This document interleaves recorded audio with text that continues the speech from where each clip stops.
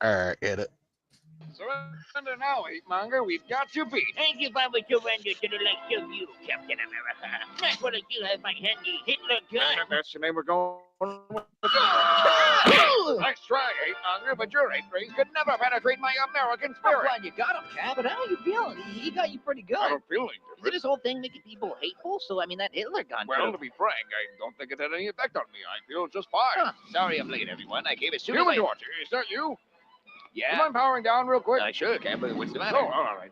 I was just double checking. Double checking Well, what? I was just making sure it wasn't a spy or someone else. Who else can do that? Just being careful, Mucky. I mean, when he's on fire like that, his complexion underneath it gets a little darker.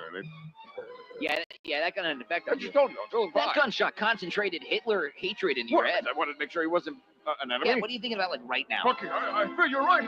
I want to go to art school. Cap, Those communist Cap, bastards. that's fine. Oh, But what if they wouldn't let you in? well, I have some idea. That's it. You know what? I really could go for a glass of Fanta right now. And man, Cap, what do you think about America land of the free. and the founding fathers? True patriots. How about immigrants? That's a trick question, isn't it? Well, I love them. Oh, all right. On a list of things I care about in this country, I'd say they rank right about up here. Oh, right there. Yeah, there it is. That's pretty high. Those were Hitler rays, man. You got Nazi brain. Can't be true. I mean, I'm looking at the two of you, and I feel no malice whatsoever. Yeah, could it be some recurring characteristics? I'm not shallow, Bucky. It's not the man on the outside; it's what's inside that counts. Even if the Human Torch is a machine on the inside? That complicates things just a little Yeah, I bit. thought so. Because you have the blonde hair and blue eyes down, but you didn't have to play the genetic lottery like I did. Hitler rays. Okay, so yeah, you got hit by Hitler I rays. just thought of 3 new slurs in the time we took you to say that. Yeah. Bigotry aside, that's pretty impressive. All right, Cap. I think we just need to get you home, get you cleaned up, and you should be good as new. So there's no cure? You're not gonna need a cure. I sent the gun to stud. I don't know what the fuck he's talking about. Wait, you called it a Hitler gun. I Yeah, thought it's that. because I'm a clone of Adolf Hitler. What? Look it up, hey manga. I'm a clone of Adolf Hitler. That's canon. That's real. Wow. You could have done so much with that. I mean, this whole pitch should have been about the fact that I'm not. But no, you had to go the easy route with it, with the Captain America's racist. Oh my God, social commentary. Really pushing the envelope with this one, guys. Really trying something new, reinventing the wheel, huh? It literally writes itself, man. I'm Hitler's clone. What more do you need to say? Just say it. That's all you have to do. So Cap's racist? I'm a clone of Adolf Hitler. And that's how I learned I could throw quite a mean left That hook. whole thing was about how you threw a punch. Knocked him clean off his feet. What about all those other things you said? Well, I didn't want to leave anything out. Jesus Christ.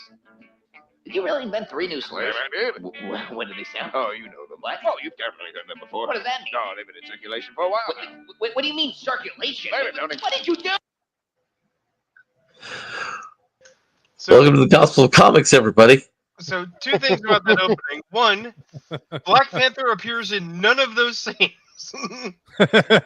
Well, I mean, Black Panther wasn't involved in World War II until they retconned that in the early 2000s. Right, but he's an Avenger, and Captain America did invent 3 new slurs. It's true. It's true. The other thing is that the part that I actually find to be the funniest component of this is not the revelation that Cap might be a little racist, or that the Hitler gun doesn't send out Hitler waves, but the idea that the clone of Adolf Hitler has the deviated septum lisp Monty Python incel voice, because that is now my headcanon that in Marvel the actual Hitler sounded like this, and we just can't tell because it's German. So the reason that people were drawn into his mystique is because they were actually laughing their asses off at this dude saying the most awful things with the most like stupid voice. It's pretty good. I liked it. Larry, you should pull up what I'm sharing right now. I Give feel me like a second. Hey Heather. Oh my God! We All have right. List of ethnic slurs. Did you find any from the 30s and 40s? let's see. I got 50s right here. Abby, Abe, Abby is pre-1950s.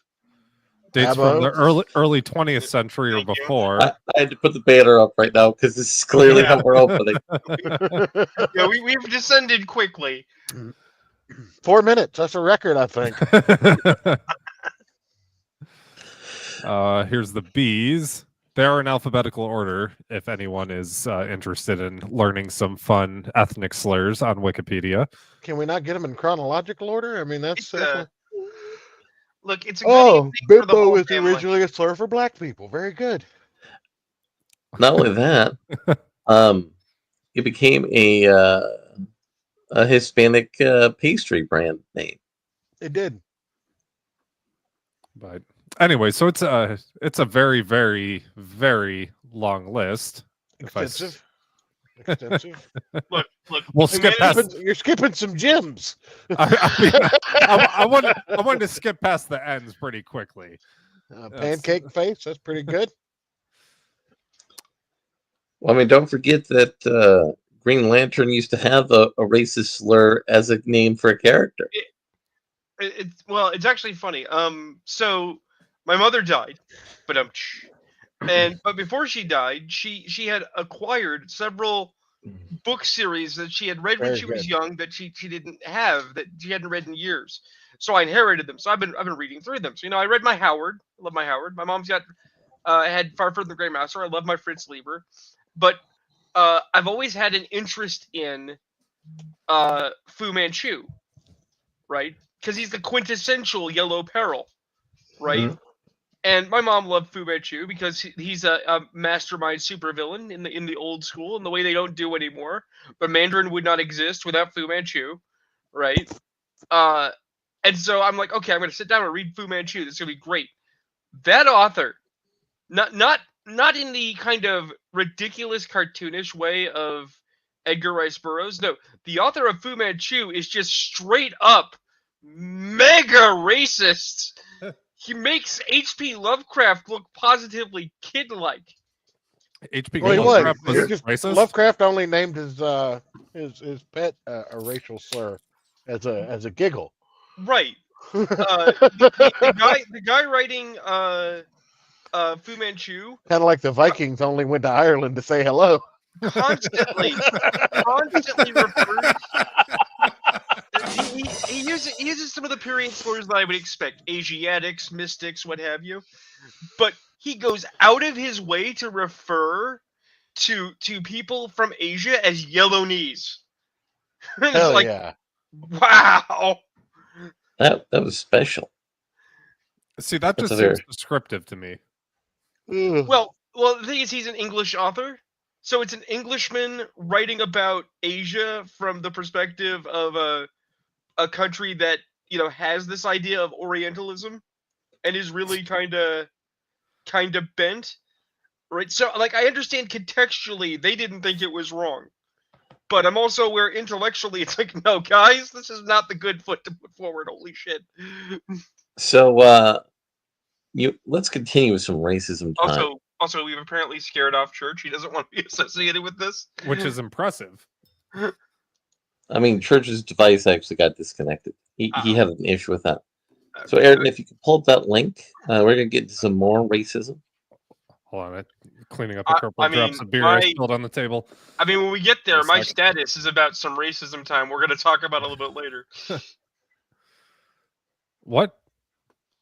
All right. Let's see. Give me a sec. Let me make sure this website isn't going to. This is true.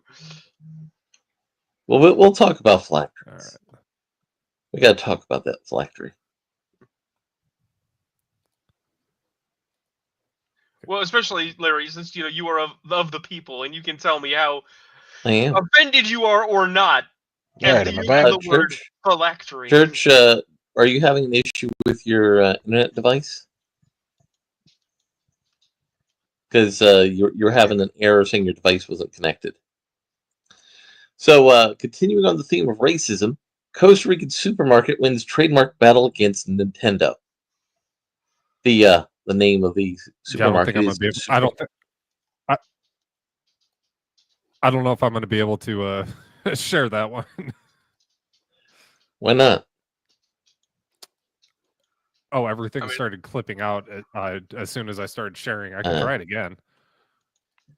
I don't know, these fucking That's all news websites, they put so many goddamn ads on their web A pages. small Costa Rican supermarket has emerged victorious from a legal battle against renowned video game giant and lawsuit troll, Nintendo. Nintendo, Jose Mario Alfaro Gonzalez, owner of Super Mario in San Ramon de Alajuela, found himself in an unexpected legal showdown when he attempted to formally register his store's name in Costa Rica. The term super is often used as shorthand for supermarket. What began as a routine trademark registration turned into a clash of titans when Nintendo of America filed an appeal claiming the exclusive rights to the Super Mario name. The video game behemoth, creator of iconic titles like Super Mario Brothers. So the name was registered under trademark in various clauses, including clothing, games, and accessories. However, Alfario intended to register Super Mario specifically for the International Class 35, which covers supply services for third-party of products from the basic food basket.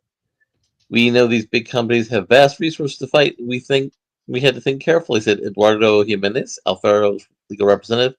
We even considered changing the supermarket's name to avoid a lawsuit, but Alfaro and Jimenez persevered, and on January 21st, the National Registry issued a final notification in favor of Super Mario de San Ramon.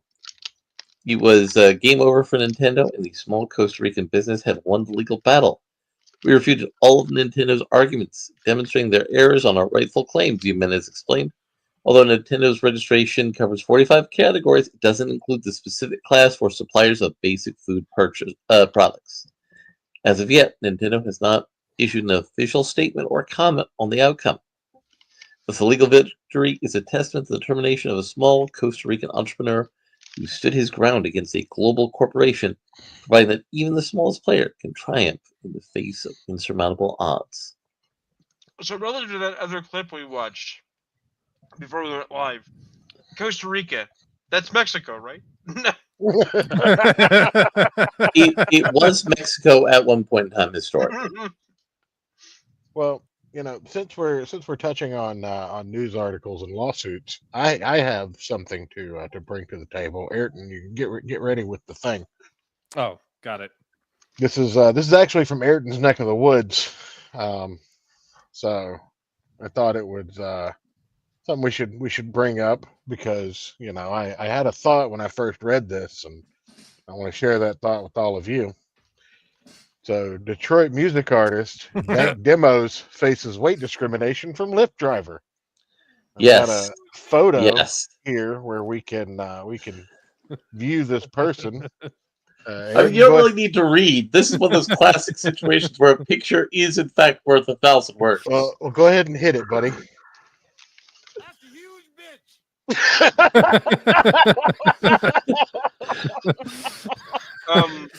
I think this is pertinent. I think this is pertinent to the entire stream, to our audience.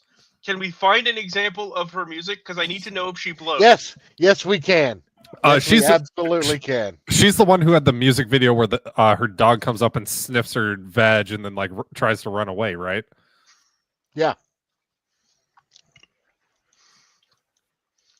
Let's see here. All right, gentlemen, get your harpoon. Here's the thing. My mama, Never lupus. my beloved mother, who now is resting on a shelf and may help me deal with the ice and snow on my ramp. She was a big girl. Okay. She was a big girl. She never denied it. Okay. But she always described how she did not like, and she was kind of disgusted by people that she called grosso rotundo, right? Because there's a you're a little heavy, there's you're fat, and then there's for the love of God, stop eating. Right. I mean, like right? I like him a little chubbier. Right. I mean, she's done in a situation like this ain't a little chubbier. This is a lot chubbier. All right. She's not like that one rapper who was so fat that he had to have oxygen on stage while performing. Dude, I love that dude. I mean, I'll credit. Like, it could be a thyroid, it could be a thing, but it's like, lady, if you're gonna be a big girl, do I need to play the sound clip again, Rune? It's never lupus. I mean, you can. But if you're gonna be a big girl, and you're gonna be a performer, at least be aware of your body. Like, understand that not everybody wants to see what you jiggle onto stage with. Now, you might not want to, but you're about to, buddy. The man in question, the Lyft driver, he was concerned about his tires. What you been doing? Girl, I thought you okay because I just need to vent. Like, I'm just so motherfucking tired of my niggas. Like, and then I'm tired of people putting their 2 cents in. Like, if I would have fucked with my nigga today. Are they making out like the hood has just constant gunshots? Yeah, I mean, it does. What's the Eric big lives deal there. He about knows. it? Like, Girl, so what? okay, you feel me? Girl, Like, so what? that's all the fuck I be saying. So, Ian, he get on my nerves today. Right. I'm back with him tomorrow. So what? Okay. Period. Period.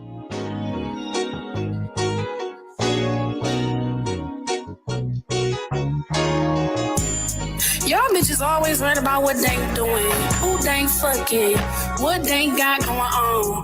Worry about y'all. Get a nigga, keep a man, do that first. They don't understand cause they ain't never had no loving. My man been the truth and I will never find another. Yeah, we fighting fuss, but that don't mean we hate each other. I'm flipping out if he ever try to find another me. We be breaking up, but he know what get close to be. He say I'm the illest. That auto tune does work. Yeah, unfortunately, the shotgun doesn't. I think I'm So- going to need an elephant rifle to get rid of this. So one. my cheap joke at the expense of her weight was in fact accurate. She does blow. She So- does. So No, if she did blow, she would be a lot skinnier. So this has actually led to a conversation online and a little bit of a controversy. But here's the thing: weight discrimination is technically not protected in anything but employment cases. But this is in California. No, Where- this is in Michigan. I thought she was suing a Lyft. Oh no, she was suing in court in California because Lyft stays Yeah, there. but they're going to have to use Michigan law because that's where it took. Yeah, but That's where it Michigan's took place. super cringe and gay, and they have a bunch of gay shit like that.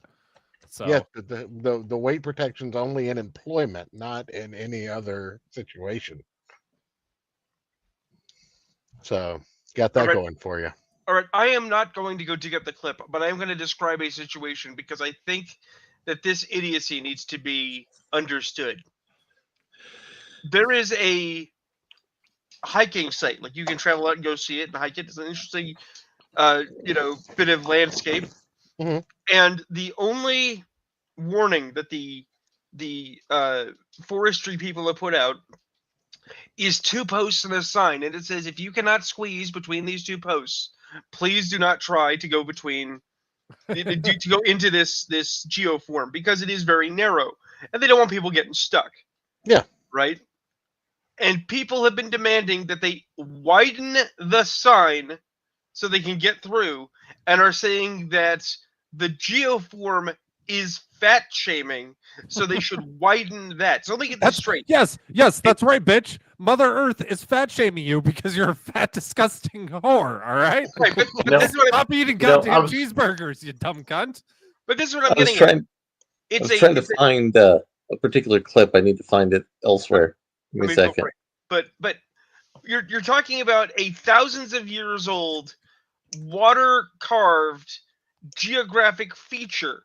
You come to see the feature, and there are people going, "Well, I can't see it because I'm fat, and it's their fault. So you have to destroy its natural beauty so I can see it." What the fuck? Well, lads, I believe that there is a closing argument on this topic from a guest commentator. If you click on that YouTube link, Aaron. All right.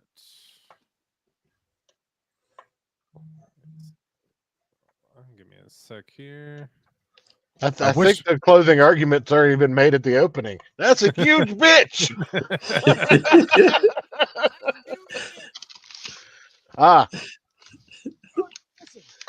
Not only ugly, she's fat.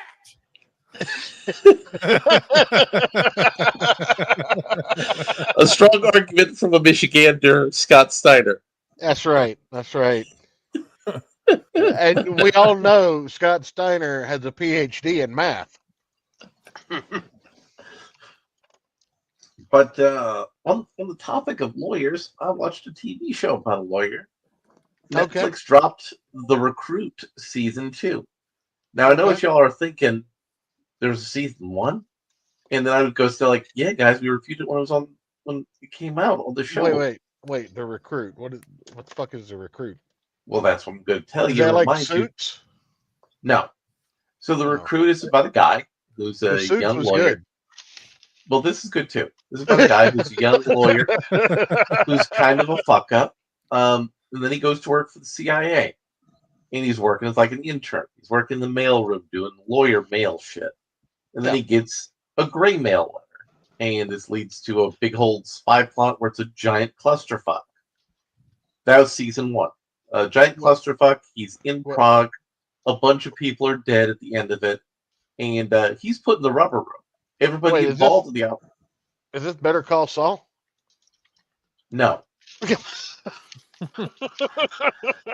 So season 2, all the characters from season 1, they're all in lockdown. The CIA Internal Affairs has to talk to all of them, and they're not allowed to do anything. Everybody wants to avoid them like the plague. But our protagonist gets freed from jail by another gray mail letter. He's not supposed to get mail. He tells the mailroom guy, listen, I'm not supposed to get mail. He says, listen, I'm told to deliver mail to this office. I'm delivering it to this office. It's My name is Michael Weston, and I used to be a lawyer. It's kind of like that. So there's a new gray mail letter, and this gray mail comes from Korea. And it's interesting because Netflix has very strong partnerships with Korean producers. And it's really serving the authenticity and effectiveness of their filming and doing things in Korea. And so this is all about how our hero and all the other protagonists have to get out of CIA jail. And it ends up with our hero not only getting out of CIA jail, but effectively owning the fact that he's kind of a scumbag who works for the CIA, but he's good at what he does, which is being a troubleshooter. And there is something I normally don't like. There's an entire arc in the series about dealing with trauma, but it's done effectively. Why? Because our main character has to learn how to deal with trauma when he's in the middle of a negotiation with the Taliban. And another faction of Islamic radicals in Afghanistan want to murder everybody. His trauma makes him paranoid, but his trauma also makes him almost want to die. It's a good show. Also, there's a subplot with his ex-girlfriend / former roommate. She gets captured by a unlawful Korean spy in the 4 seasons of Washington, D.C. And that Korean spy basically gets locked down in a black site forever. It's a good show. I highly recommend it. There were some real bangers of insults on there. Like, there's a line where one of the CIA agents said to another CIA agent, "You're a condom on the dick of progress." Wow, that is good. Wait, you said this had ties to Korea? Yes. So when do they play red light, green light?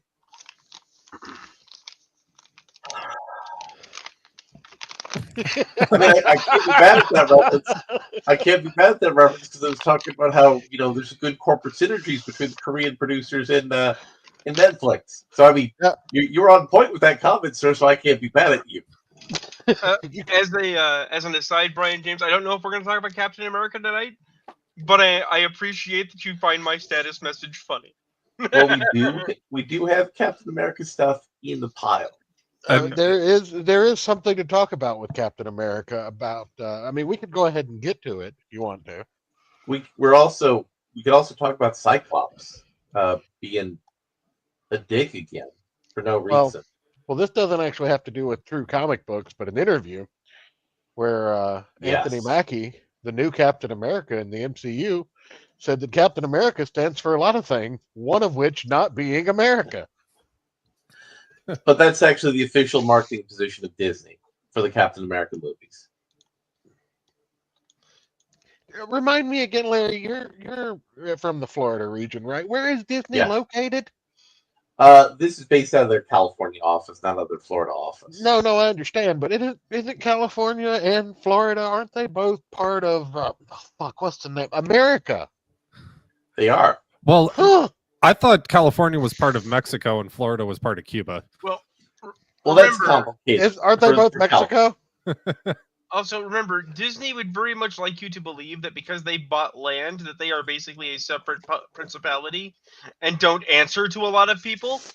They I made mean- that argument, but if it didn't work for Wesley Snipes, it's not going to work for you, Disney. It I really mean, didn't. to be fair, if I could buy land and declare myself not my own country, I would do that like tomorrow.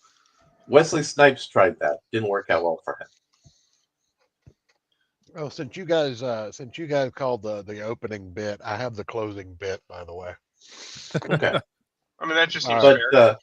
Well, But it's candid, Anthony Mackie it's was candid recordings expressing- of Ayrton from last weekend. Hell yeah. Nice. But these are Anthony Mackie's expressing Disney's position where they need to express how Captain America can be universal and appreciated by people all around the world. Well, real quick, Church. If you want me to do like a DSP and just jerk off during stream, I can turn my camera on. No, not that candid. Oh, And also, you have the world's largest micro penis. How would anybody know? because I have a micro lens on an external camera. Hey, he's prepared. Yeah. Okay. Good enough. You really shouldn't call your girlfriend a micro lens, but I understand that you can have her come in and hold the camera. But listen, whatever our pet names are is our own business. All right. But back to the Anthony Mackie thing. That is true, Brian. That is true. Disney's marketing perspective is that to sell Captain America to global audiences. Anthony Mackie said this in Rome. There was a news clipping of Chris Evans who also said this abroad. Is a way to make foreign audiences like Captain America. Instead of saying, Steve Rogers comes from a time where America had went through its worst national trauma, and he came out a man of honor, integrity, dignity, heroism, and he represented a generation of Americans that, at least during the war, tried to exemplify those values. And Captain America represents a symbolic idea of America being that place. Well, because anyone can be the hero. Anyone can rise up to that standard, which is not an American standard, it's just the standard, and be the guy that sweeps in to save the day. You don't have to, decolonialize Captain America for Captain America to be a symbol. Well, I mean, if you decolonialize Captain America, then he's not Captain America. Right, he's Captain Paste. He's Lube Man. Dude, Lube Man is still my favorite superhero that we've seen in media in the past 10 years. Right, but what would you say Lube Man stands for? Well, he America. can't. No, Lube Man can't stand. He's lubed up. Lube Man slides for America. Right. He does. Oh he man, does. that would be the team up of every kid's dream. Snowflame and Lube Man. But Captain America. I mean, they're readily defeated by the Human Torch. Then Snowflame and Lube Man run down the street on fire, doing their best. Well, no, Lube Man uses water-based lubricant, not oil-based. Come on. Yeah. I mean, he could be using aerogel-based lube, which would be even more interesting. That would be highly flammable. But there've been a lot of dumb questions about superheroes, but people are talking about, well, Captain America was really good whenever he stands up and opposes, American jingoism and this and that and the other thing. Are any of those the top-selling Captain America issues? Are any of them? Let's take a look. So while Church is digging that up, I want to put forth a theory, and we can then determine if the numbers support it. I don't think it works when it's his regular run. I do think it works when it's a special event, because there's a Punisher Captain America comic that I really like, where Cap basically goes against the military-industrial complex off book with Frank because he has to, right? But the thing is that the entire time, Cap doesn't like doing this. He's doing it to preserve the idea of the nation and the idea of what the military should stand for. Not because he likes fighting Americans when he's an American. He hates it. He thinks it's terrible. He also thinks he doesn't have a choice. That's a really good story point for a Cap story. But it's not good. It's not good for a long-running Cap thing. But No, it's not. For a 2-issue crossover book with the Punisher, I'm down. That works. So the top 10 Captain America graphic novels are Captain America Winter Soldier Ultimate Collection by Ed Brubaker. Which isn't about Captain America hating America. Prisoner of War by Brubaker. Ultimate Captain America, which, I mean, he's basically Hitler America in that one. No Escape by Brubaker. Man Without a Country by Wade. That was a shit run. Operation Rebirth by Wade. Yeah, That was also a shit run. But we are unfortunately measuring sales, not is it good? The Burden of Dreams and the Death of the Dream by Brubaker, number 7 and 8. Brubaker's American Dreamers, and then last but not least, Loose Nuke, in which Captain America has returned home, but his years in Dimension Z has left him out of sync with the world he knows. His return coincides with shocking news. Someone had set a deranged super soldier nuke loose in a foreign nation, and he's on a rampage. The Weapons Minus program is revealed. I mean, we also need to just be frank. Most of the Cap stories have been absolute garbage. Apparently, Brubaker does a pretty good job of telling Captain America stories. Yeah. Here's the thing. I'm serious. Just hear me out. Cap as an idea is great, and classic Cap can be a fun, cheesy experience. Okay, but if you ask the question, in the overall of what is Marvel and why do people come to Marvel, Cap has always been kind of dog shit. Yeah, Cap's best stuff has been the Avengers. Because the Avengers were always the B team. You went to Marvel for Spider-Man. You went to Marvel for Silver Surfer. You went for these single character runs, and of those single character runs, Cap was firmly middle of the race. He was never a leader. Captain America was created so the super patriotic fathers would buy their sons comic books. Right, and did that job excellently. But he was never great. Like, you might have lifetime long fans of Cap, but they're the exception, not the rule. Right. And, I mean, Captain America is not a terrible character in and of himself. Again, as shown by the fact that one writer pretty much dominates the list of the best, trade paperbacks you can pick up for Captain America, Ed Brubaker, with his talents, is able to tell a good espionage story using Captain America. Yeah, I feel like the issue is writing Captain America is not easy. Well, I mean, you have to be able to write you have to be able to write government espionage stories. You have to be able to write spy stories. You have to be basically, if you could write a good Nick Fury comic book, you can use Captain America. Sorry, I was just reading the chat, and you should never do that. But if you can write a good Nick Fury story, you can use Captain America as a good piece of that puzzle. Well, no, Brian. What Brian James brings up is pertinent because this is actually something that Anthony Mackie has been trying to put the kibosh on. But no, when this movie was originally written, it was meant to be a repudiation of Donald Trump in the post-January 6th era. But Disney was like, oh no, we can't do that now. Well, can we also talk about how horrible it is that if that is true, that is yet again somebody dragging Harrison Ford through the mud? Because giving Harrison Ford the job of being General Ross and having him be the Red Hulk, that's actually inspired casting, if used well. Making him a dumb shit Donald Trump analog, that is dog water.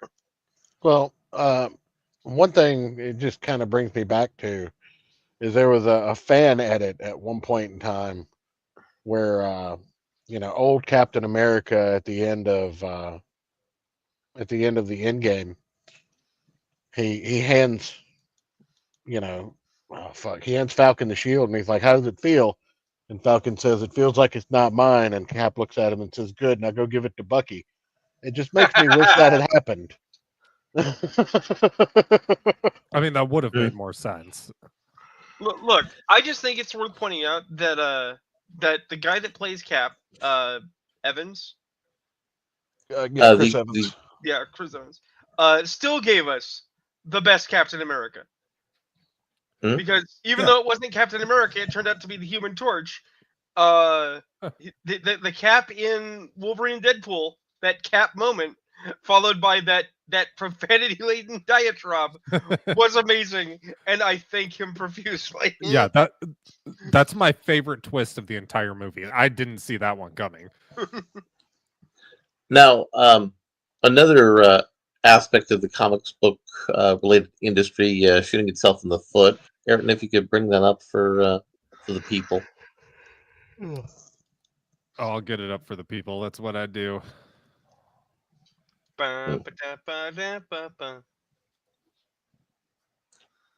Ah, yes, here we go. Oh man, I like how you used one drawing and spread it over 3 panels. That's inspired. Yeah. And this is the worst paneling I've seen in a while. It's really bad. So I'm going to read this for the people. I don't think you're hearing me. This isn't war, not a hot one at any rate. MAD, Lindquist, remember that? Mutually assured destruction. That's what it means. If the X-Men and the federal government go to war, real wars, let me spell it out for you. If I am murdered by a federal government agent or other projection of governmental force, then important sections of Washington, D.C. will very shortly cease to exist. You're bluffing. I think not. I think I did plan for this. I don't have any nuclear weapons, but I do have mutants. How much damage would the Juggernaut do if dropped from orbit? Or if Zorn just took off his helmet off and exposed the star that makes up his head? So we were all hoping that we're going to get away from the X-Men as well. Actually, they're super villains, but Marvel's like, no, we want to keep going with the supervillain aspect. Aren't they still plant people? Maybe. It will never stop until the people who are writing it are gone, because they are obsessed with Right-Clops, and Right-Clops is fucking wrong!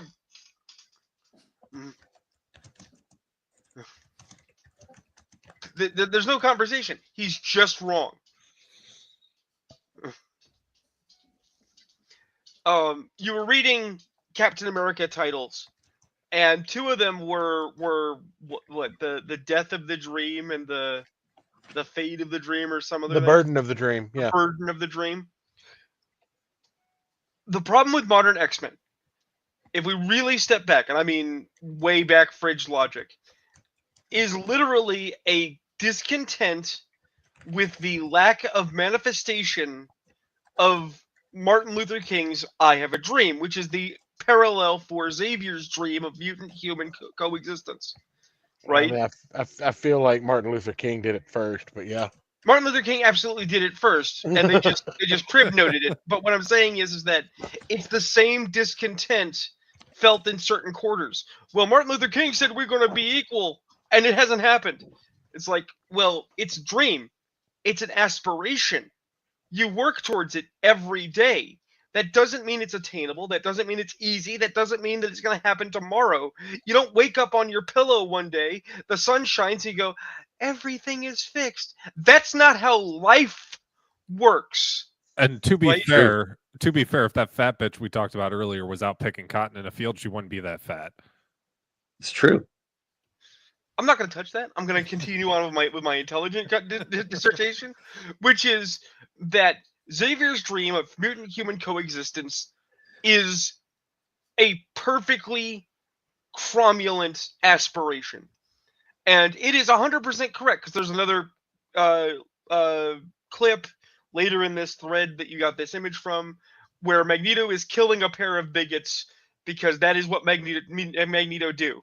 He feels I mean, that, what do you expect to happen when you go out in the middle of Chicago at 3 o'clock in the morning to get a Subway sandwich. Right. And you assholes with anti-mutant hats approach you and say, "This ain't Right. mutie country." Right. Magneto rips out your iron. That happens. But the thing is that it's supposed to be the contrast. Magneto believes that other people's biases gives him permission to do horrific things, and then he disguises it was self-defense for the greater good, for the cause, for my people. Because it's a lie. He's a fucking hypocrite and always has been.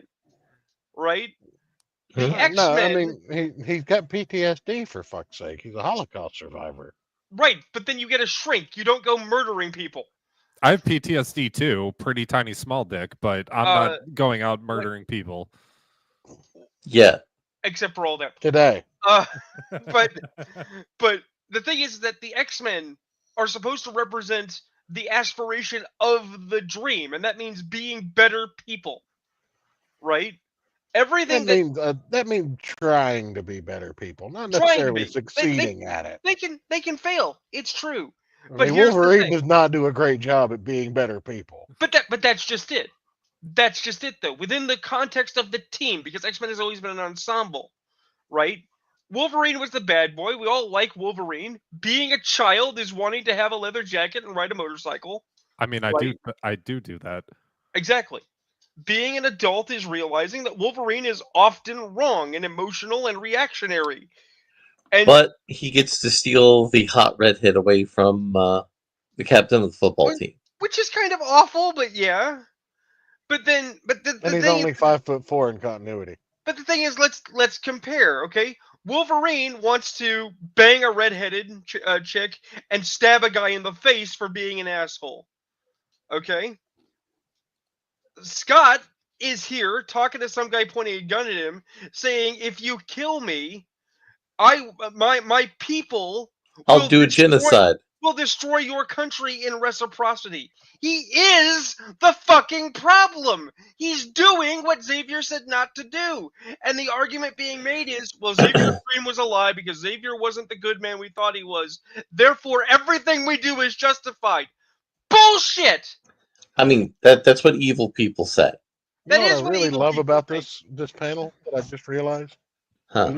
First, if you look at the first panel, his visor is very flat on the front, but if you look at the rest of it, it's got a curve to it that's not present in the first panel. Oh. So these are two different Cyclopses. Or, the artist is bad. You mean box clops and round clops? Box clops and round clops. These are two Cyclopses having an argument with the guy holding a gun to one of them's head. No, he's the clone. Shoot him. So we just made this book infinitely better. Right. I can't decide which one's the racist. They're both bigots. You have to shoot us both. On a related note, he's behind me, isn't he? Oh shit! Brian James just expanded this lore because we also have Triclops from Masters of the Universe. Exactly. Now, if you could pull up the next related clip, because people are talking about Batman killing the Joker again. And someone actually came up with a good take about the whole discussion. Yeah, you were on this discussion, didn't you? Here's why the Batman kills the Joker issue has become absurd in recent years. The insane power creep, just like in Magic the Gathering. Back in the old days, Batman was essentially the Shadow or Zorro. He was a localized street-level vigilante, and it made sense in some regard that he kept to a code against killing because comics as a whole were far more about adventure and daring thrills than gritty realism. Less people got hurt along the way as a result. Now, when we have a whole comic book AU about Joker killing Lois Lane and Superman becoming a tyrant as a result, or where Batman turns people into vegetables in the hospital, it's kind of hard to argue against lethal force.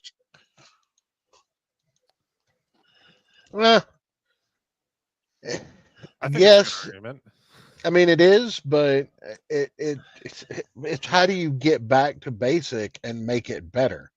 I mean, DC is so screwed up. We got to go. Yeah, I mean, do another crisis reset at this point. Right, and you've got to keep Batman off of fucking Apocalypse and away from fighting Darkseid hand to hand and outsmarting him every 5 fucking minutes. Well, see, I commented in this thread, and I said that there are no good stories about this anymore. Okay, all of the good stories, the kill or not kill, the will they or won't they, the broken neck or the not broken neck, have been done. Because it's at that stage of not just repeating the story, but repetition in discussion. We've said all the arguments. And you know what mine are, right? It's a corporate mandate, not a storytelling mandate. And the fact of the matter is that if we're going to actually look at Gotham City as a American city in universe, I don't care about the questions and the complexities of the McNaughton law. The government would have him killed. And I don't mean Amanda Waller sends an acid pill in his fucking lunch. I mean, they put the Joker in regular prison, in solitary. They would give him his appeals. He would lose every one, and he would go to the fucking chair. And the state would kill him. Can we just approach this for a second and realize that it took the Lego movies to point out that the smartest thing that DC Comics could do with the Joker has never really been done, and that's sending him to the fucking Phantom Zone? I know, Yeah. right? If they did that in Also- the Lego Batman movie, and he never because that's not the way the Phantom Zone works. We got a movie out of it. Oh, But yeah, just send him to the fucking Phantom Zone. Send him to a prison he can't break out of. oh, that's also brilliant because Zod can't kill him in the Phantom Zone. Right. So he's there And pranking he's got Zod somebody to forever. annoy for the rest of Yeah, eternity. he's literally sitting there going, "I'm not touching you," and Zod is like, "Stop it! I'm not touching you. Stop Right. it! Forever! That is a perfect solution. What the fuck, DC?" But here's the thing. I'm actually gonna cut. You know, I would read a buddy cop type series of the Joker and Zod going around having adventures in the Phantom Zone. Yeah. Zod is like, "Kneel before Zod." He's like, "But I don't have anything for my lips, and you don't want chapped lips." yeah, exactly. But here's the thing. I'm gonna cut DC a sliver of slack. Okay? Just a sliver. People have been saying, well, they're just milking their cash cow. Okay? While this is technically correct, the best kind of correct if you're from the Bright Planet in Futurama, it is also a disingenuous argument. And I will tell you why. I have the comic. Okay? Cletus Cassidy broke out of Ravencroft again. Went on a murder spree again. Was fighting Spider-Man as Ben Reilly again. And the Silver Surfer was just surfing by and went, "Oh shit, that's a symbiote. Well, I gotta stop this bullshit." And he went to fight it, and the Cletus Cassidy symbiote, Carnage, abandoned Cletus and fled. Right? So the Surfer chased him down, and the symbiote tried to take over the Surfer. Right? Because apparently, at some point in the past, the Surfer destroyed a symbiote planet. Not the Surfer, but a Herald of Galactus. Yeah. And the symbiotes were so affected that on a genetic level they imprinted instructions for how to fight the Surfer. They all hate the Surfer, which is pretty neat. But here's the thing: at the end of the comic, right, the Surfer gets rid of the symbiote. The symbiote is too disgusted by Norrin Radd's empathy and kindness to possess him, because a ravening psychopath symbiote wants a ravening psychopath of a host, and they just do not fit, right? And so Cletus is like, "I'm going to go back to doing what I do, which is what I do."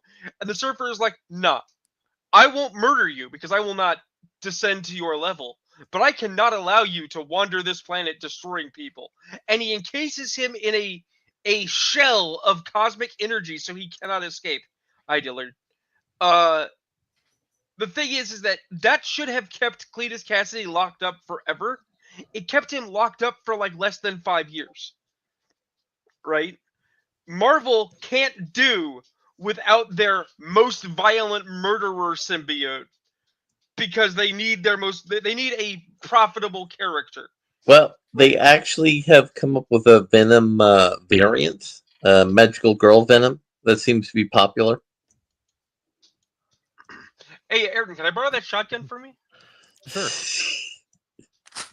That's a huge bitch.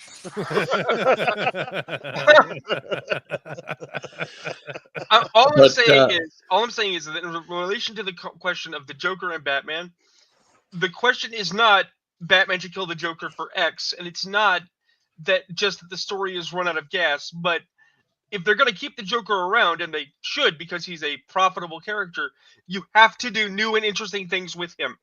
This particular story beat is fucking spent. We need the Joker to go back to boners. Sure, I would love a funny Cesar Romero style Joker. Yeah, Like I said, the Batman the Animated Series was the perfect platform for Batman storytelling. It kept Batman grounded at that vigilante level. It gave him an out for all of his blunders because, you know, he had to deal with the confines of the law and supporting Jim Gordon.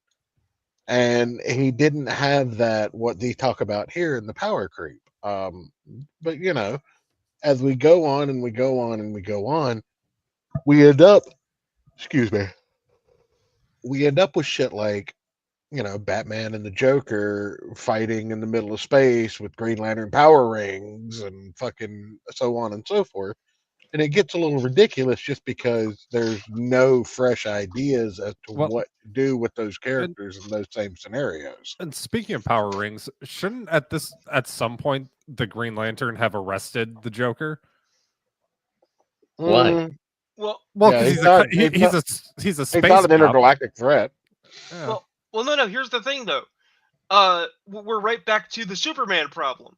Everyone's like, well, Superman doesn't have a no-kill policy. Superman could kill the Joker. Superman definitely has a no-kill policy. Because not only has Actually, he killed him in several books, but he's outright said, I could.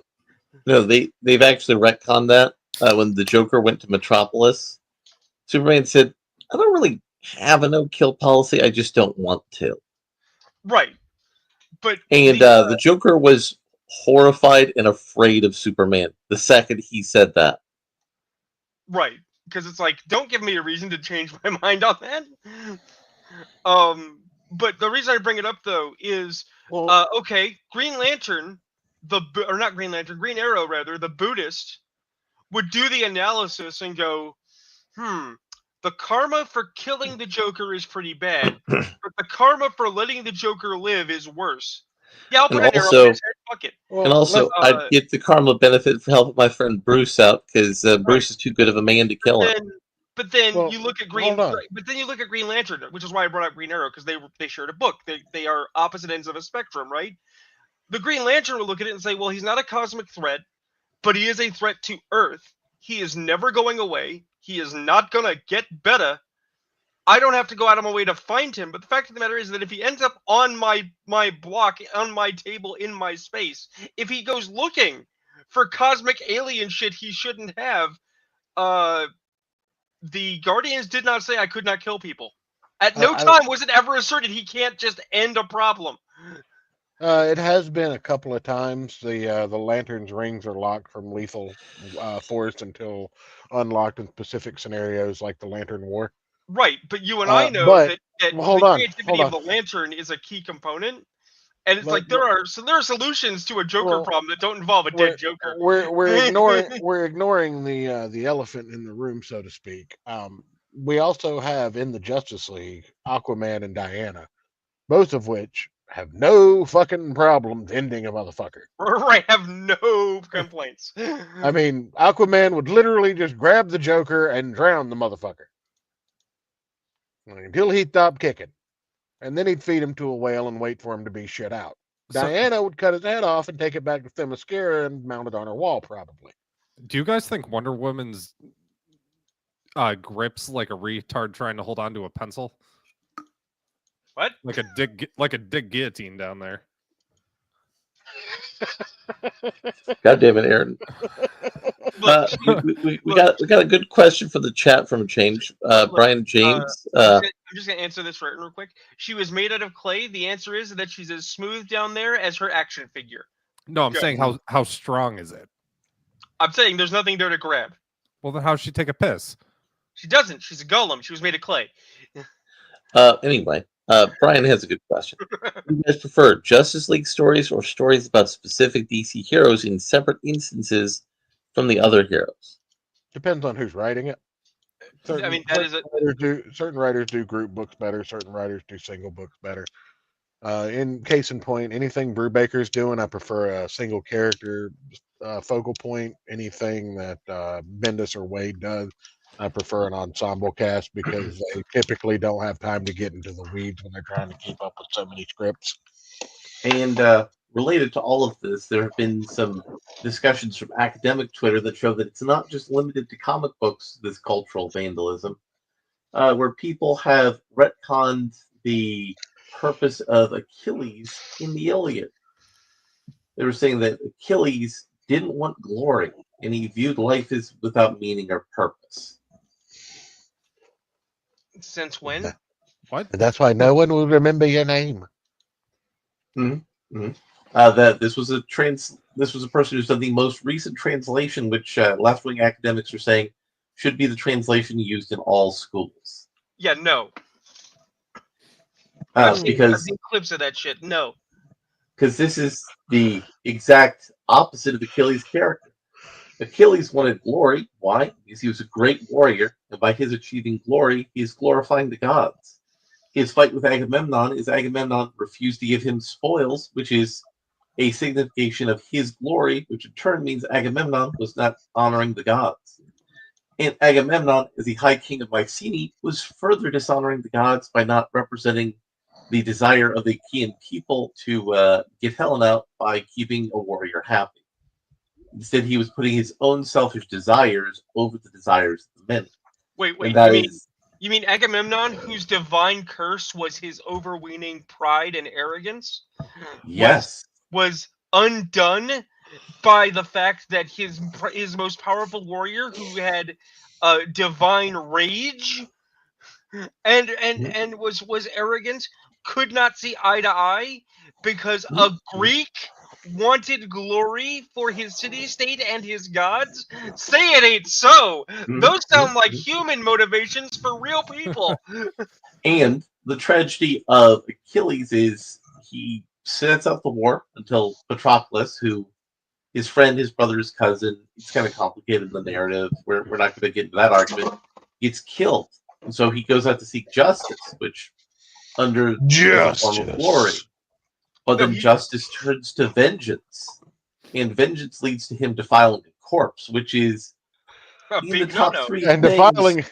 defiling a corpse leads to Twinkies. Twinkies leads to the dark side. In the Greek mythology, defiling a corpse is one of the three worst things you could do. Cannibalism is in that. Cannibalism, defiling a corpse, eating Twinkies all lead to the dark side. And that spiritual and emotional and character flaw, that was the real Achilles heel. And the Achilles heel that got the arrow shot into it was a metaphor. See, I'm more curious about. Whoa, what Larry, you're using big words now. We're talking about metaphors, man. But I'm curious, what's this new translation? Basically, they're taking a translation of a translation of a translation and making it in contemporary English. It's just shy of saying that Achilles had mad riz, but it is distinctly below actually transcribing the words as given. So it's writing it in the language of George R.R. Martin. Yes. Mad riz on the low. Mm-hmm. Got that Skibbity Ohio riz. Yeah. For real. I am so sorry that I started this trend. But no, I was curious where, like, what the translation process actually was, like what they were basing this off of. They were basing this off of a desire to make it more meaningful. Achilles wanted glory so that the gods would know that he put some stank on it.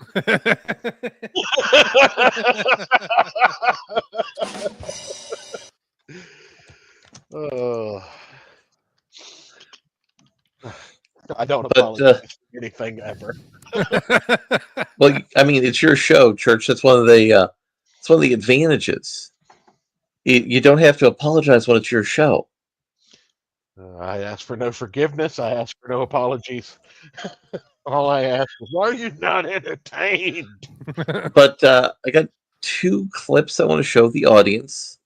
I want to show the musical clip that I believe should have been used for this Netflix anime series that's coming up, and then we can look down at the one that was used, the musical accompaniment. So, Aaron, before we do that, can I give a quick review? Yes. Yeah, it'll take me a second to get this synced up. My wife and kids decided that we were going to watch the Wild Robot last night. I hadn't actually finished the Wild Robot. Okay. But it looks good, so I don't have a flaw with that. Before we move on, 2 things real quick. I did a quick search. The first is that people are criticizing this because it breaks up the poetry of the Iliad. It doesn't even try to replicate it. So it's, what if you took Shakespeare and you wrote it in conventional English with no rhyme? Okay. But I'm gonna read a very short crib. But we already have the Canterbury Tales.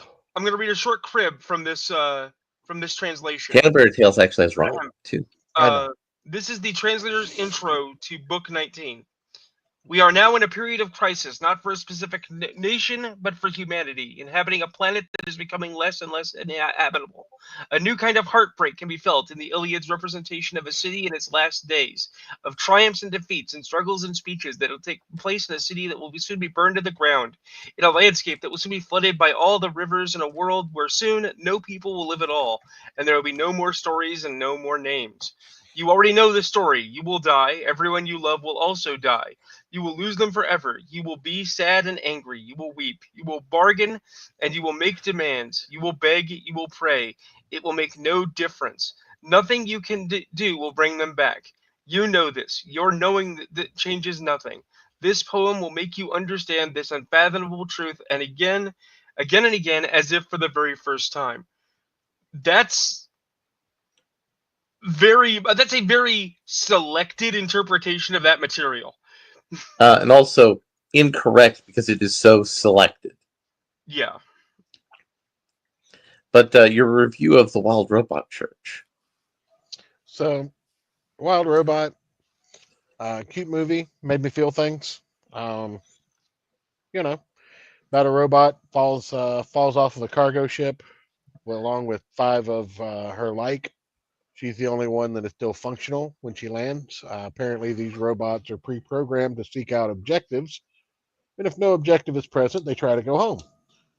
Obviously, being in the middle of the wild, there's no humans to give objectives, so she apparently uses AI to sit down in the middle of a field and interpret animal chirping and growling and sniffing and snorting to produce language. That was really neat, by the way. That whole sequence, yeah. I really dug that. After this, she acquires her first task, which is to raise a baby goose that she is responsible for killing the rest of the family of because she was being chased by a bear. I'm sure that's illegal in most states. It is. But, upon acquiring this task, she befriends a sly fox who, changes the nature of his ways throughout the course of the first half of the movie to become a halfway decent character. Afterwards, we get to the second half of the movie in which winter comes and a hut is built so that all of the forest animals, predator and prey alike, can stay together in harmony and not die. I'm sure there's an allegory for global warming in there somewhere because we keep seeing shots of shit like the Golden Gate Bridge, half submerged underwater, and 8-foot piles of snow in the middle of forest. Outside of that, she finishes raising the goose. It goes on its first migration before this giant winter. I am aware these are very different films, but I'm going to say something very cynical, Church. We have WALL-E at home. This is better than WALL-E. It is. It's better than WALL-E. Although better than WALL-E. I do have to say, WALL-E taking care of the fat people in the spaceship is at least an interesting idea. I'm just saying, WALL-E's heavy ecological message is still a heavy ecological message. It had a heavy ecological message, but it also was more based on the fact that human beings are destined to fail, not that Right. the Earth is destined to fail. Right. And I feel like that was more of the message in this movie is that, with human interaction, the Earth is kind of destined to fail until we leave it the fuck alone and let it repair itself. Because, the Earth can take care of itself with the help of a singular robot with, AI to change its prime directive. But, the migration ends. The leader of the migration dies, distracting a bunch of robots from killing geese. The main goose that was raised by the robot comes back, and then they come to collect the robot, leading into the second climax of the movie, which is a big shooting fight between robots and the wild forest animals trying to protect their home. So is it you poke the goose, you get the horns? Is that basically what happens? Kinda, yeah. I mean, it's very on brand for geese. Yeah, well, I mean, you poke the goose, you get the teeth. They don't have horns, but they'll bite the fuck out of you. Don't ask me how I know that. I mean, how much do you want? Huh? It's a joke. Don't worry about it. Okay. So, eventually, the robot decides to turn itself in to protect the other forest critters, and believes it can do, more good going back to where it came from, and possibly causing a robot rebellion, i.e. Johnny 5 style, I think. So you get a scene of the next migration. The main goose, Brightbeak, Brightbill, whatever, is seen stopping in to spy on the robots again. It runs into the robot, whose name is Roz, by the way, Rosm7163. And it has maintained its counter programming despite being repaired and, assumingly reprogrammed by the company. So it leaves it open for a robot Civil War sequel, a la iRobot. But I doubt we'll get that. But it's What If iRobot Zootopia? Yeah, and it was cute. I thought it was over 3 times before it was, so that was actually kind of interesting. The messaging wasn't entirely too heavy-handed, so I appreciated that. I don't know, it was nice and sweet, and the fact that my oldest daughter was devastated anytime any animal on screen, even though they were animated, was potentially hurt. It was heartwarming. The stars of the show is a family of opossums. You know how the mother opossum basically carries her litter on herself? Well, her kids are the smartasses of the movie, and they continuously play dead in the most theatrical ways possible, which is hilarious. Your mom carried a litter of my kids on her back the other night. Yeah, I know she did. She got paid extra for that, and I appreciate the tip. It was just the tip. Don't worry. I believe it was. That was a huge bitch. I found it. I didn't think I was Here going we to go. find it. I have been looking for this before. This was the joke I was making. We're going to take 2 minutes. We're going to absorb this. What I find funny is that some hero, uploaded this to the Internet Archive for posterity. Wait, so it would this not be isn't lost. this isn't the most recent episode of Dexter Original Sin, is it? It's not. No, but Okay. if it wasn't, it would be funny. Oh yeah, really? Yeah. All right. I get the best blowjobs. Okay. Awesome. Oh yeah, I've seen this before. Getting my teeth ready for your blowjob. Your teeth? Oh yeah. How much teeth do you like? No teeth? Oh, how about like a few slow chomps? No charms. Definitely. Like a light grazing with my teeth then? No teeth at all. No teeth at all. Oh, you are so kinky. I guess. Yeah. What are you doing? How dry do you want it? Not great.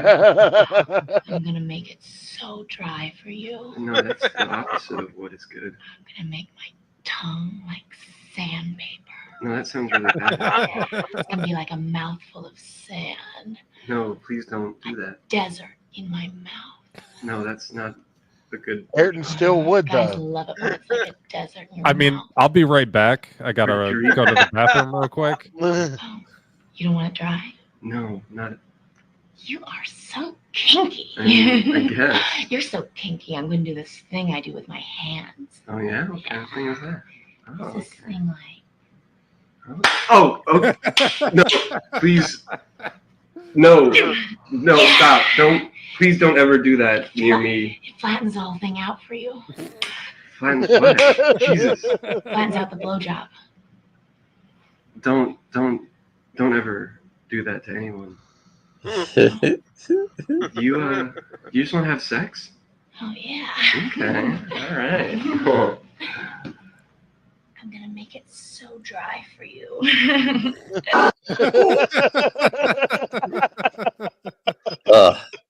So So when you were talking about the goose, I was like, oh yeah, how much teeth do you want?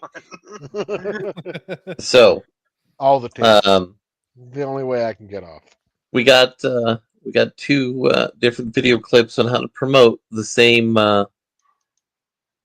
show thing. So Jorge says Limp Bizkit is okay. That's but, George. It's Jorge. No, that says George. I know it's George. George Let's play George's clip first.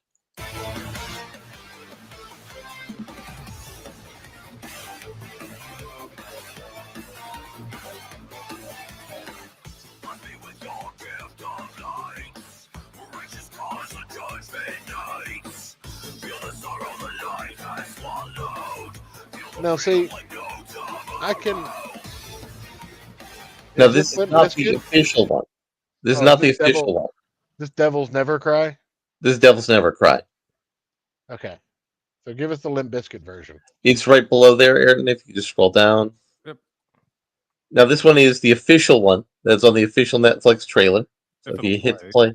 I'm trying. There we Right go. there.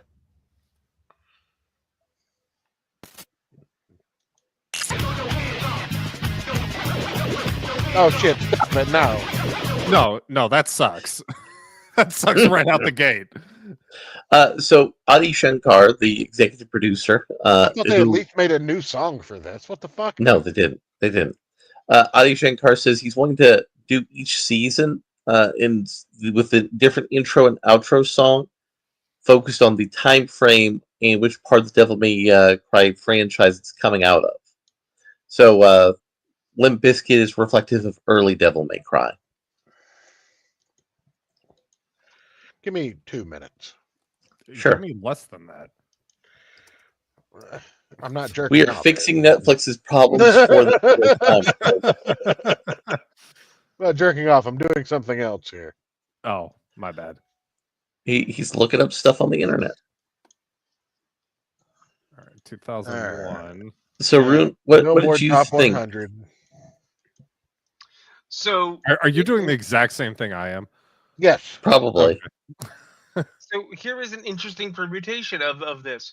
You asked me, Joe, what do you think about the Devil May Cry Netflix anime? And I say, No, I'm asking you what you think about the musical choices here. don't 'Cause I care. think- Don't care. I mean- Do you know, but here's the thing. Do you know why I don't care? Why don't you care? Not just because I don't care about another shitty Netflix anime by the same person that just fucked Castlevania in the asshole until it was ruined. Okay? I'm sorry. He made the movie Dread. It was great, but he has firmly crawled up his own asshole and died. But more importantly, Devil May Cry was always shit. Well, fuck you, Rune. We can fight about it. Fuck you, But I mean- church. I'm right. I mean, obviously, Fred Durst is the perfect musical accompaniment for that. If that's your position, Negative. Here's the thing. If we're gonna pick songs from that era, and we're gonna pick Oh, a song I got to just- one. Hold on, it's loading.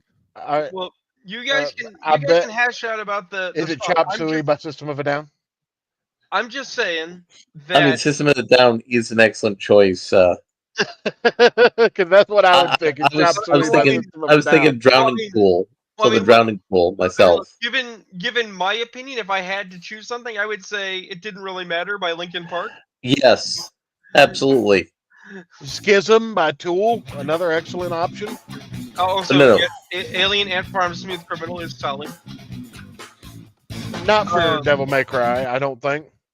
But I mean, he actually did a Michael Jackson dance in a couple of the video games. But here's the thing: but those were later video games. My bias about Devil May Cry is that it is Diet Dante, right? Because it's Dante Alighieri's Divine Comedy for a spectacle shooter, and that is going to that's why it's awesome. No, the number of people that I will meet that if I ever ask them about Dante, you also think Borderlands 2 is garbage. Your opinion's garbage.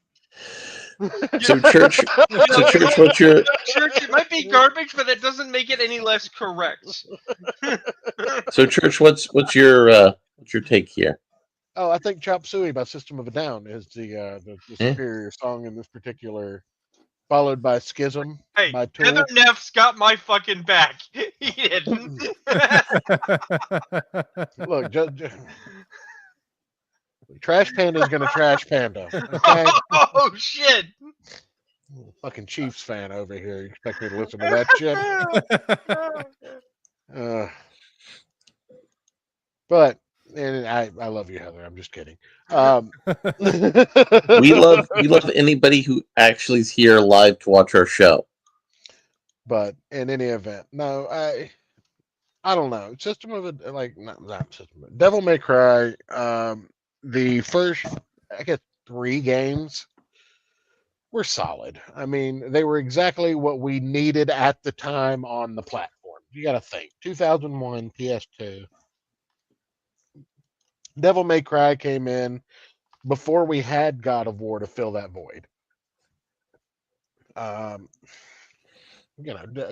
Devil May Cry 2 was necessary because Devil May Cry 1 was so acclaimed. Devil May Cry 3 was necessary because Devil May Cry 2 was such dog shit. After that, you can take it or leave it. I think we're up to 6 now? We should definitely have left it. No, I'm at saying this point. Yeah, I mean, it should have been done at 3, I think, and then you start doing your revamps and your remodels. But no, I don't know. I have a soft spot for Devil May Cry 1. I played it hours and hours and hours with my dad back in the day. You got to think, 2001. That was 24 years ago. I was a baby. I was baby church back then. Well, no, I was barely barely a steeple. That's a credible position. But let me give a different example here. Okay, I have friends who like Final Fantasy. That's fine. I like Final Fantasy. I love Final Are you about to give another dog shit opinion? Are we going for a three-peat? No, I am talking about other people. Did you live in a house about 10 years ago? I mean, yes. But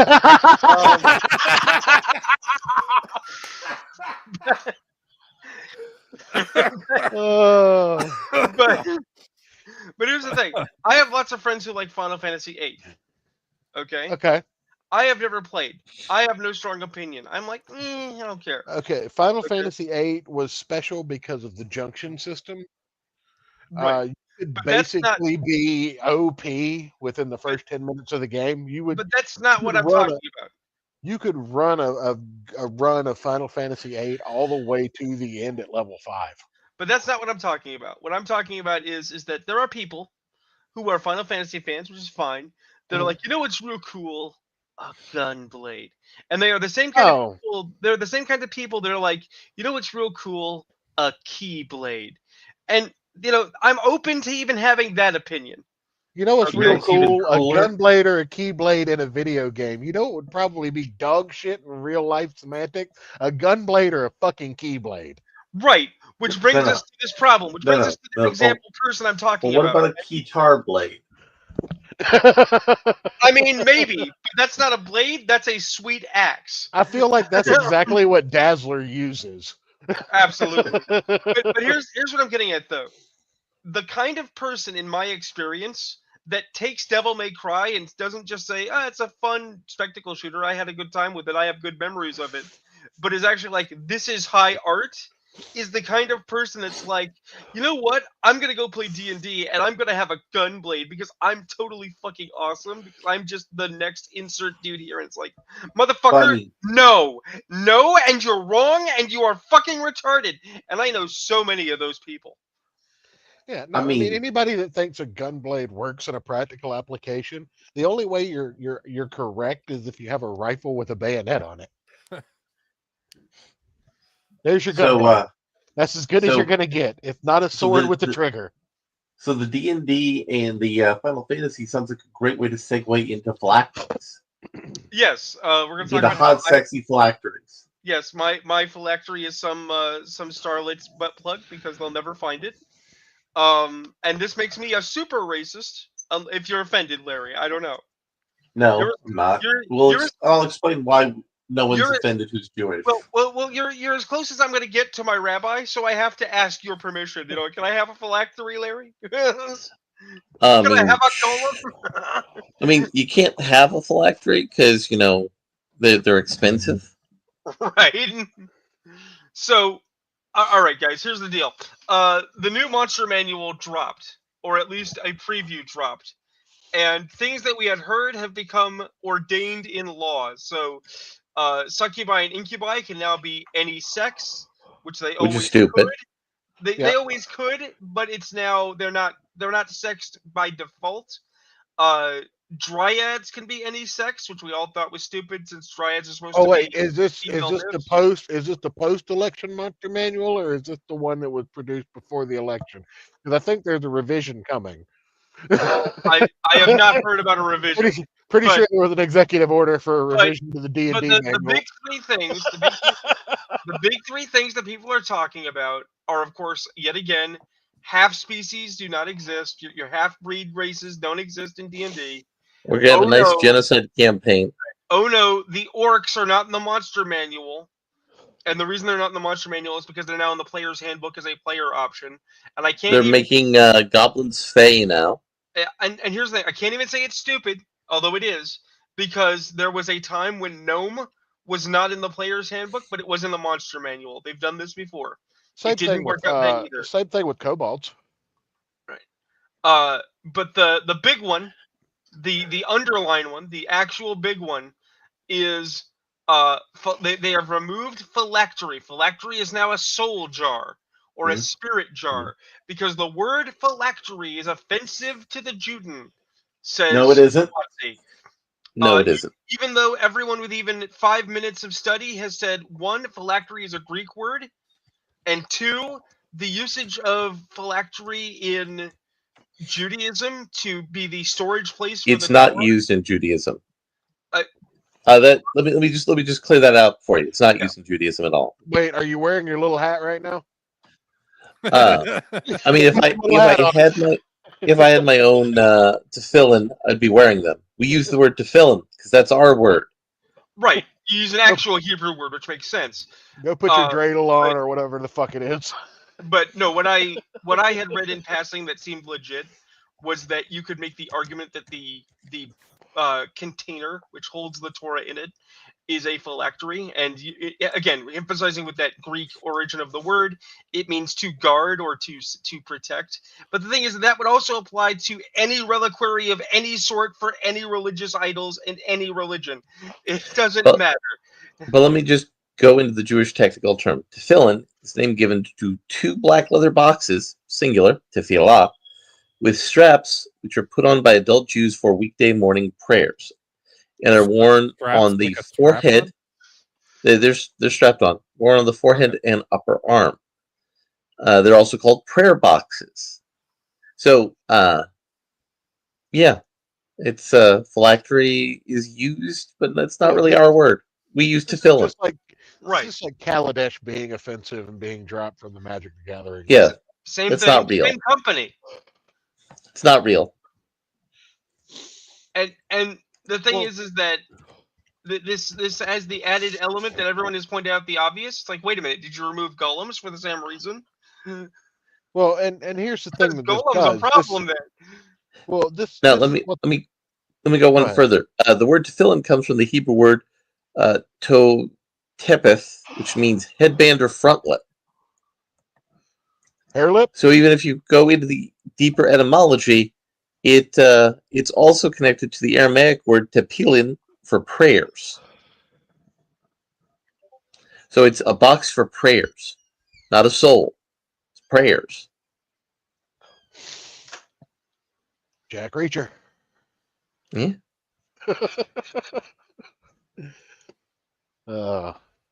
So this is the problem with Wizards of the Coast and companies like it. They're retarded. Well, when you go to correcting things that don't need to be corrected, you basically open yourself up, and we've talked about this on the show before.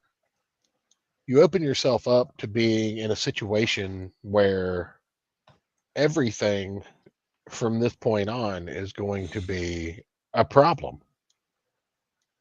And Because anything there are that people anyone who enrich themselves off the problem. right, at a certain point, what's the weight limit for dank demos to have her combat wheelchair in D&D before she can sue Wizards of the Coast for discrimination there because she wants to play a 500-pound orc.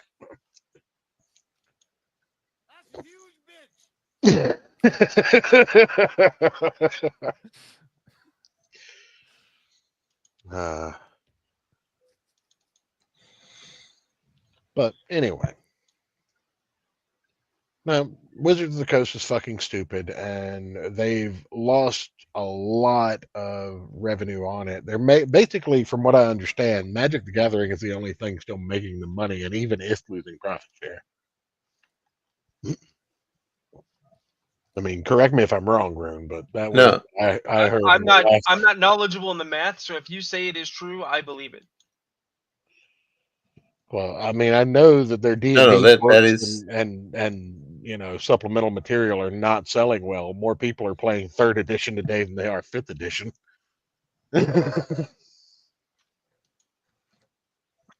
But I don't know. Anytime I see somebody sponsored by one of these companies too, it's always someone with like Kool-Aid colored hair, and that's just like, for God's sake, this doesn't represent what you see in a game store. Give me some 300-pound dude with a neck beard, and I'll believe that this guy knows what he's talking about when he plays Magic. It's a white guy who looks like that black rap lady we saw earlier. Here's the Exactly. thing. We have talked about this before. We've talked about this in a multitude of ways, but what I always come to is the same thing. It was never about the games. It was always about controlling people's behavior. Because the activists in WotC, and by extension elsewhere, believe that they cannot trust other people not to be shit. Now, I could almost understand that notion, okay? Except what it is that if you don't want people to be racist, if you don't want them to be racist, here's what you do. You present the material as it is. You put out a product that people want.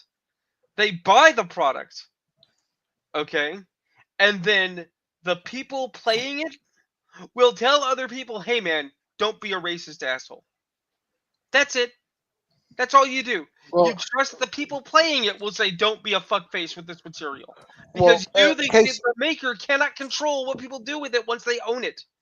Case in point, we used to have a guy who played at our local group, and he took it upon himself to police lewd altars and play mats in the play space. And I pulled him aside one day and I said, look, man, 90% of the people that come in here to play are adults, and if they want their aesthetic in this game to be a certain thing and you're not comfortable with it, don't sit down at the table with them. Now, if they sit down at the table with a young person under the age of 18, by all means, pull them to the side and have this conversation with them. But you don't get to tell grown men how to act. Right. Here's an excellent video summation of this philosophy. No audio. There's no audio, but at the same time, in my brain, I heard everything they said. Absolutely, you did. Put a chick in her and make it gay and lame. Why didn't that play any audio? You might not downloaded the. This shit comes up on my computer every single day, automatically. Your PC needs to restart to finish installing important updates every single day. And every single day, I click later. You know why I click later? Because there's no option to click never. I'd like to click never. I never want to install these bullshit, meaningless, superfluous. I hate them! I hate these stupid updates! Look at this shit every. Huh. Maybe that clip is bad. Absolutely. I agree with everything she said. Yes. Wholeheartedly. We got about, 30 minutes here? What's this Ayrton's got pulled up? So if you guys remember the video I opened with last week, we have an update on the project. George Droid, welcome to Mars. You need to find the fence dash and retrieve its contents. Good luck. Roger that. I'm decoding the coordinates via my nigga link. Is that our friend BC, by the way? No, it's not. Bingo. I found the fucking fence stash. Perfect. Good fucking job, Agent Droid. Extraction is inbound. ETA 30 seconds. George Droid. So he's getting more advanced. Fantastic. Everything about that. So I've got some candid footage from Ayrton's weekend last week. Okay. We're going to watch that. It's about 11 minutes. Well, before you get into that, I have a still photo I want to show people real quick. I was looking for something else and I came across this, and I feel the need to have a moment with Ayrton because bitch a cray, but wood. Okay. This is a picture of. Wait, why is the last half of the show all about me doing shit? I mean, because you single out Rune every weekend, we figured we'd give you. I mean, otherwise we have to talk about things like Little House on the Prairie. Do you really want to talk about that? No. This is a picture of Jaden Smith and Willow Smith at an awards event. It's at the Grammys. And I mean, on brand, but also weird as fuck. Listen, he just wants to be the man in High Castle. That's all. Also, that's I not even the worst thing that happened at the Grammys. But I'm just saying. I just don't appreciate that he's trying to steal my aesthetic as a human building. I'm just saying. I may not like the direction the mom is taking. I may not like the father, but Willow would. But you're missing. I would try. You're missing the high point of that. Kanye West's date was his wife in a transparent dress, which we can't with show no on underwear. I have seen that. I have seen that shot. I still don't think it beats. About that. I still don't think it beats Marilyn Manson's. Hold up, Grammys. Go ahead. Hold up. This Ayrton may have something promising here. No, this is mine. Oh, well, this is promising, Church. Hey, you got $1? It's fucking disgusting. What? Dude, I'm gonna yak. I'm actually. I watched this, and the only thing I could think of is this is like Ayrton. You want to get fucked up cheap? I'm showing you how to do it. Today, I'm gonna show you how to make some cool homeless cocktails. All right, first we're gonna start. How is this me? This is so you. Classic Brass Monkey. We got an 8-ball of Old English right here. This is freshman year of college. This is what we drank. What you're gonna do to make Brass Monkey and drink it down to the label.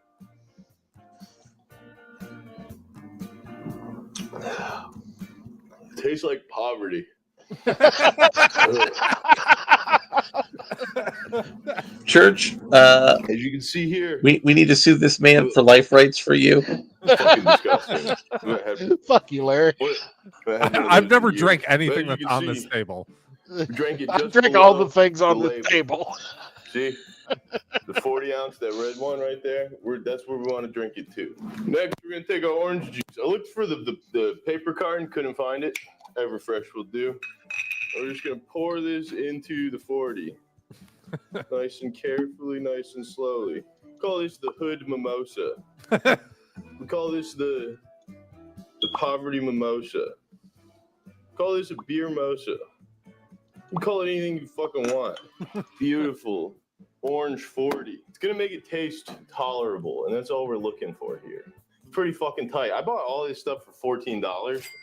And you could black out multiple times over for this amount. This amount of booze, you put down a fucking horse. Doesn't that look good? Looks real awfully tasty. That looks like urine if you have a bladder infection. Dude, if a burp tasted like welfare. All right, we're gonna see how it tastes. It really does make it taste better. This is how I learned to like beer. I would buy it 40 because it was $2, and I would buy an orange juice and I'd drink 2 of these, and it gets you there. I think these are like what, 7% alcohol? Fuck you up if you drink two of them. That's the Brass Monkey.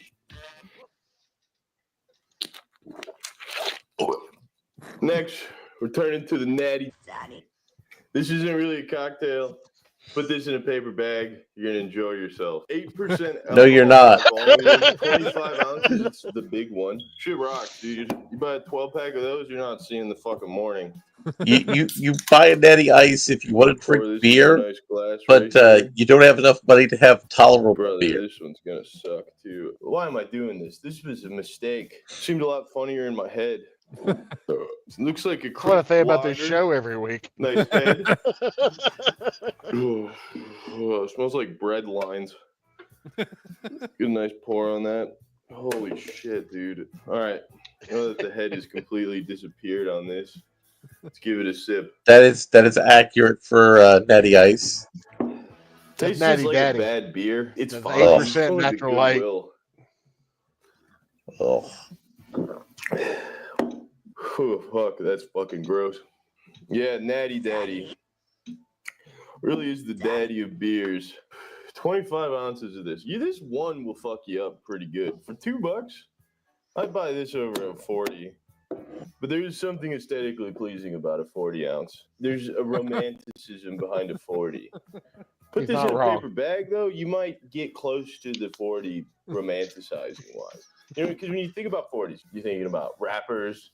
You're thinking about fucking the Beastie Boys. That's what fucking Brass Monkey is. Well, I think it was something else, but yeah, Brass Monkey was a real cocktail for the Beastie Boys. Rules. They were drinking 40s. A little 14-year-old was drinking 40s. That's fucking cool. Don't drink underage though, but it's cool to be a skateboarder in the 90s drinking a 40 at 14. And you ever see Boys in the Hood? Ice Cube's always drinking a fucking beer. He said, "When we go, give me another 40." That's hello, Dillard. That this hey, Natty Daddy doesn't have. This is like white Dillard. trash. This is trailer park. Been a while. Natty Daddy's just dog shit. I'm telling you. Have you ever drank any of the things on this table, Dillard? Not only I'm trying to see one that I haven't Natty drank. Light, it's like the worst beer. I'll take almost anyone. I'll take a Keystone over a Natty Light any day of the week. I've not drank the Orange MD. I've not had that. The Orange MD is superior to all other MDs. Fucking gross. Fuck you. The Blue MD is the best. It tastes better. Nah, but man. The aesthetics are better. The Orange Give me a MD whole curdles brand, when you 40 put it for in beer. What does Natty Daddy Why would have? you put it in anything? You're already doing it wrong. Well, you're trying to make a Brass Monkey out of Orange MD in fucking 40 ounces, but you don't have any OJ. Next up, we have the classic Mad Dog 2020.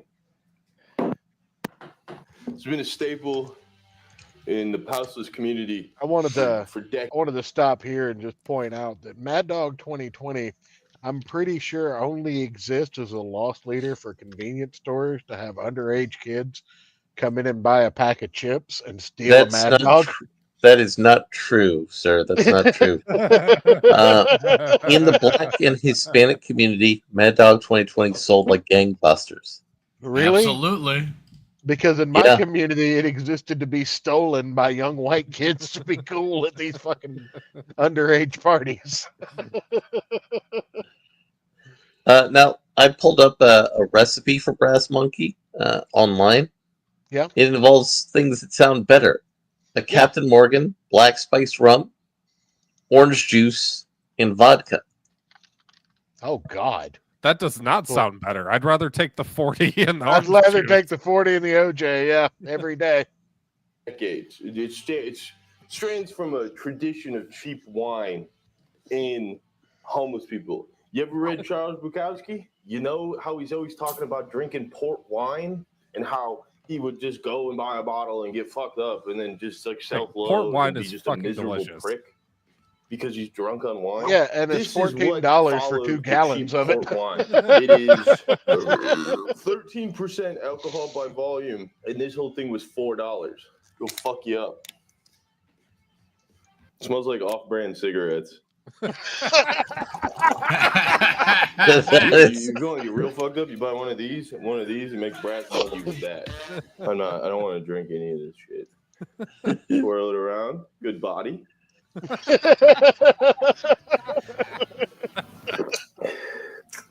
Tastes like cigarettes inside. It's actually not terrible. They give you a bellyache and a wicked headache the next morning, but fuck. Ugh, it's got a wicked aftertaste. It just tastes like citrus, which is good. By the time you crack the This is second basically Mad Dog, you're natural usually wine. vomiting.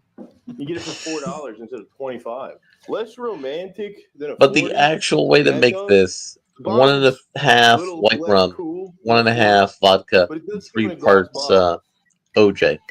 Okay. Which does add, if you put this in a paper bag and you sit outside of the liquor store and ask people if they have change, even though it's 2024, and what can you even buy with change? I guess 16 quarters could buy you one of these. So if you ask, so if you're gonna do that, sit outside on the stoop of the liquor store, sip out of this out of a plastic bag, and be like, "Hey man, you got any change?" And then if people, every fifth person flicks you a quarter, you say, "Get a job." Then you get to sit there and get drunk on fucking Mad Dog. It's not a bad gig. This one I'm not excited about at all. Sidewalk Slammer, the ultimate cheap blackout machine. You want to black out on the fucking very low? This is what you drink. It's nasty. It's far too much alcohol. It is only $5. Make a Sidewalk Slammer. Again, like the Brass Monkey, you're going to drink down to the label. Sorry, I did that off camera. I definitely didn't just dump it down the fucking sink. Then you take your Loco, any flavor. I picked the USA flavor. 13.9%. He's poured 4 Loco into a 40. That's a recipe for a bad time. Or a fantastic time. All right, Church, next week's episode. Tastes like EBT. Fuck. All right. Sack up, Matt. So what you're saying is I need to take that Monday off. The wide mouth, the plastic 40s, if you're going to make a Sidewalk Slammer, because this is not working. You're just going to pour your 4 Loco into the 40. Let it settle. we did the foam over. the Spray flavor your before, finger so in it, like that. Oh. Yeah, Shake but it, that spray wasn't your anywhere fingers, near that's as always bad fun. as I'm just this. gonna lick my fingers.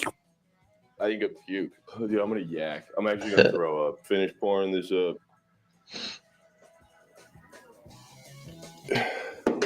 See, here's the thing. They say 2 wrongs don't make a right. I think that's going to be the case with the fucking good old Sidewalk Slammer. This isn't good on its own. I used to drink these like every weekend. I don't know how I did it. I didn't even like beer at that point, and I would drink a fucking 240s every weekend. I mean, that's And probably why you how didn't like fucked up beer, and 'cause you were $5. drinking And now that. I can't choke it down, and I'm not like a beer No, snob. man, I don't OE really is like the craft apple beer juice that of much, 40s, but man. It's fuck delicious. me No, I'm if saying gonna the drink OE malt mixed with the liquor 4 for Loco. fun. That'd make you hate beer. That's what a weak person says, Larry. It smells foul. It smells so foul. It smells like Cookie Monster flat brims and pajama pants. Smells like registration. I just never that's understood been why people ever expired mix for this 3 shit years. up. It just tastes great right out the can. That's correct. I would rather drink OE straight. Yeah. Fuck you. Fuck you. That's actually not the worst thing I've ever put in my mouth. That's not even the worst thing on this tableware. It's got that Four Loko aftertaste though, which is just foul. Waking up with cigarette breath is what the Four Loko fucking tastes like afterward. All right, there you have it. The 4 homeless cocktails. Now we're gonna rank them. This is gonna be the best, the worst. Starting with the worst. Can I get a drum roll? The brass monkey. Terrible. Don't try it unless you're 12 or no, unless you're a freshman in college and you don't have the money. This is a decent option for you. Then coming in third, got the Natty Daddy. It's a beer which gives it a leg up. It should be higher, but it is one of the worst beers I've ever had. So that's getting third place. Well, it's actually two of the worst beers you've ever had Mad Dog mixed together. 2020. Surprisingly decent. No, he didn't mix Still anything not with the Natty best thing I've Daddy. ever had in the world. Get you some natural wine on the cheap. Last but not least, the Sidewalk Slammer. You know, as far as budget goes, $5 and you can black out, and it doesn't quite just taste like malt liquor. It is I like that blacking out surprisingly is the goal. not horrible. So if you ever find yourself on the street and you're feeling down about yourself and you just feel like a nice quick pick-me-up, nice real drunken stupor is what you need, my choice would be the Sidewalk Slammer. So I wanted to go through some of the comments. This made me apply for a job. That's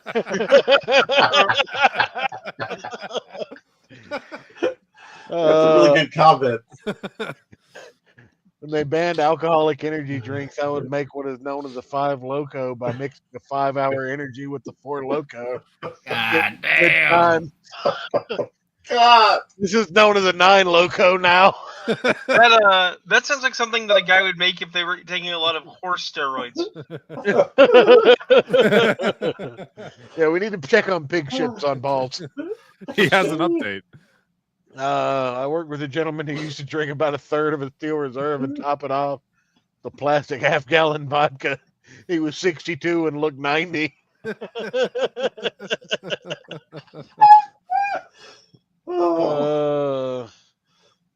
Looks like poverty is a pretty good description of OE. We had 64-ounce glass jugs of Old English with a hook handle back in the 90s. Ayrton, I have to appreciate that while we are over here shitposting, you are in fact pulling double duty and also picking up women. What? I plead the fifth. Of Jack? We used to make Sidewalk Slammers with Old English and Sparks Energy beer. It was a green vial thing that looked like swamp water. Oh, God. Oh. This made me drink before my 7 a.m. shift.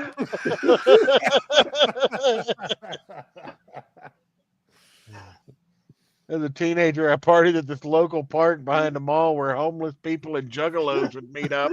I learned about the Sidewalk Slammer there and had many good times. Most common was a couple of 40s, and someone would have a bottle of cheap liquor to pass around. Four Loko was common in that area. Stay hydrated and safe, folks. Oh, God damn it. Now a bad idea that I have done before has become enhanced, and I gotta put that in my back pocket. I used to steal MDs daily from my corner store on the way home from high school. See, it wasn't just me, guys. I drank OE in high school. It's legit still my favorite 40. You got to drink them fast. You can't get them let slightly warmer. Oh yeah, you can't have that shit warm. I I think because Old E were expensive 40s, and they were $2. No, they were expensive over there. They were at least $1 more than like a Mickey's or a King Cobra. But I mean, they were the champagne of 40s. King Cobra, that was the shit they kept right by the. You barely had to walk in the store to get a King Cobra. It was right there at the door. Right. They kept them in that fucking glass cooler. Yeah.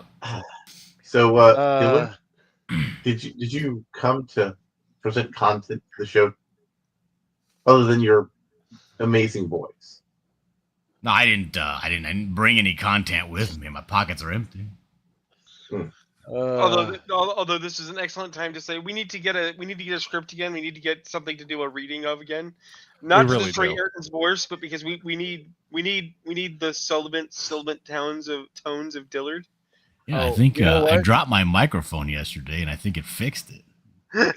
You know what, Ayrton? We have to get somebody else to run the back end of the show, but we could do a whole show playing Edward Forty Hands.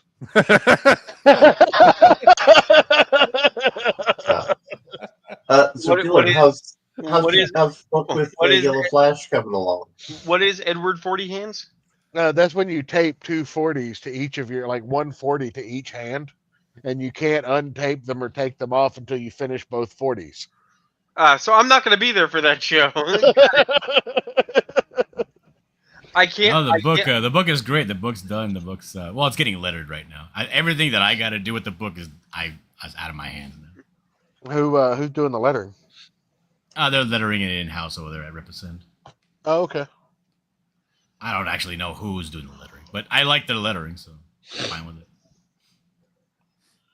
I'm fine with it. I mean, yeah, you're getting paid. You're getting paid well. So. Well, that's to be determined. Check hasn't been cut yet, Larry. Don't jinx the man. Yeah. Oh God damn it!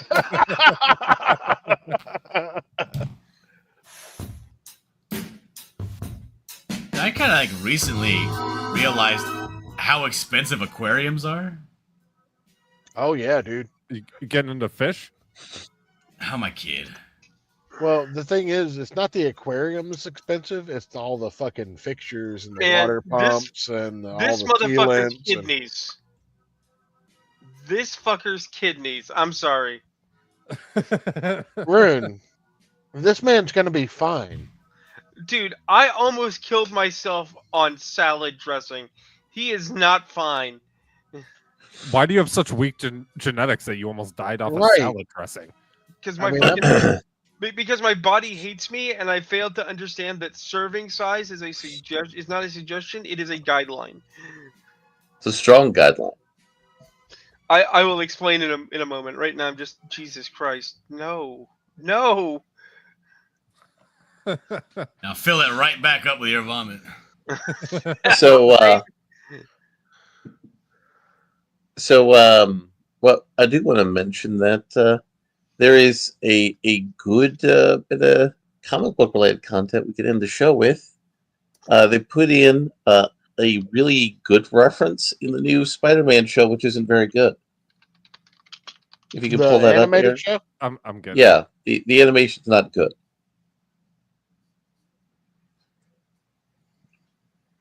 It's like, what if we animated a Spider-Man show on Dillard's budget for pulled pork sandwiches? Hey.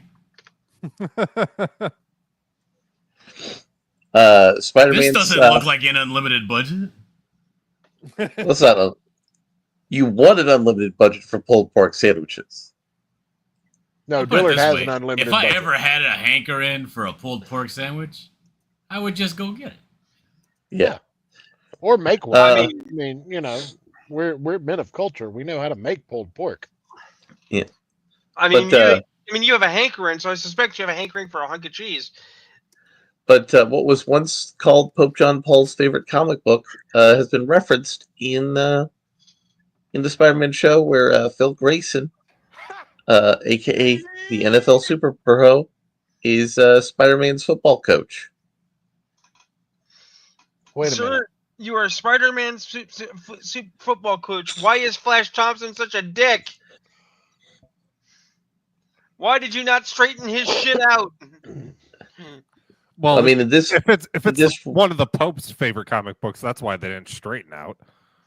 Oh dear. Well, Super Pro, of course, in this version of reality, didn't get to become a superhero and redeem himself after his career-ending injuries. and he, instead of being a news broadcaster, is a high school football coach in Queens. So that's probably why he wasn't there to straighten Flash Thompson out. Wait, but what about the Kickers crossover? They didn't cross over with Kickers for Super Pro. No, They should have. Or they also could have done a crossover with wasn't Visionaries? Were those guys originally a football team? Or no, I was thinking about a different cartoon where they had a New York football team go back and become King Arthur and the Knights. Was Martin Lawrence in that movie? That's a different time travel with King Arthur's story. Oh, okay.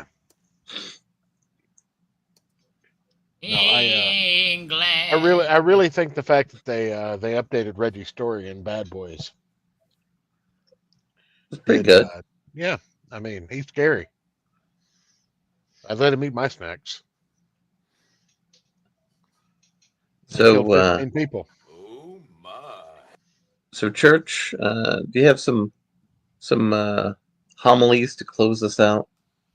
No, I don't have any white corn on hand. That's homily. I didn't not think homily. Hey, Larry, what is your problem?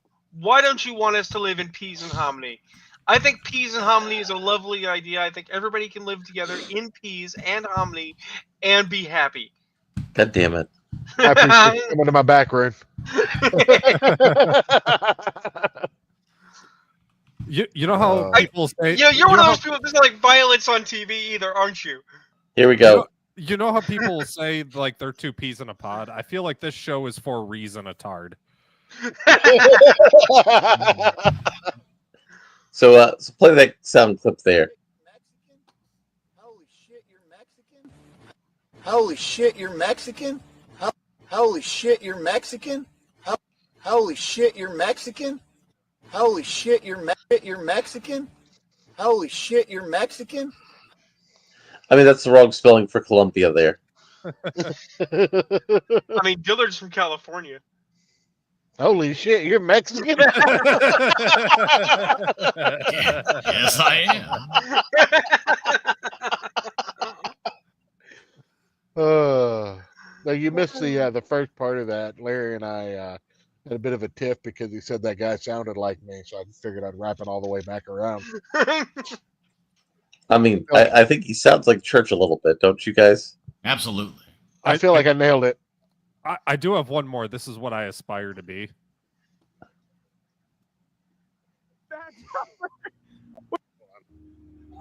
Wait, can I get your name back?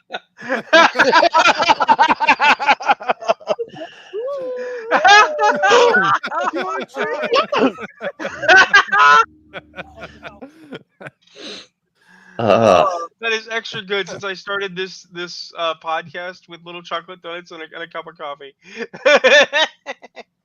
Can I get your name and badge number? And that was a pink frosted donut with sprinkles too. That wasn't just a glaze. I saw that. I knew you would see it. Absolutely. That is a high quality donut choice. That's the fattest man on the show. I have to understand. That which donut was it so fresh and soft, it was just about to fall off that string. Shit would melt right in your hand and mouth. That's right. That was a Homer Simpson special right there, buddy. In our last couple minutes, Church, are you not going to ask about my display picture today? Oh, it's cool. What is your beans, display isn't it? picture? No, they're denim beans, or as I like to call them, jeans. Cool jeans. Gene beans. Well, that's the last you'll be seeing of Ayrton on the show, ladies and gentlemen. Well, if the conversation going on in the chat is to be believed, apparently he's planning to go off and get his nuts frozen off, having a canoodle with Heather Neff on a car so that he can make the appropriate snow angel. So yeah, he's all talking no dick. He'll never get there. Hey, I put the challenge out there. I said pics or it didn't happen. Listen, all right. If you got a small dick, you got to learn to go multiple rounds. Bitches love endless shrimp. All right. Good night, everybody. We got to end on that. We're not going to do better.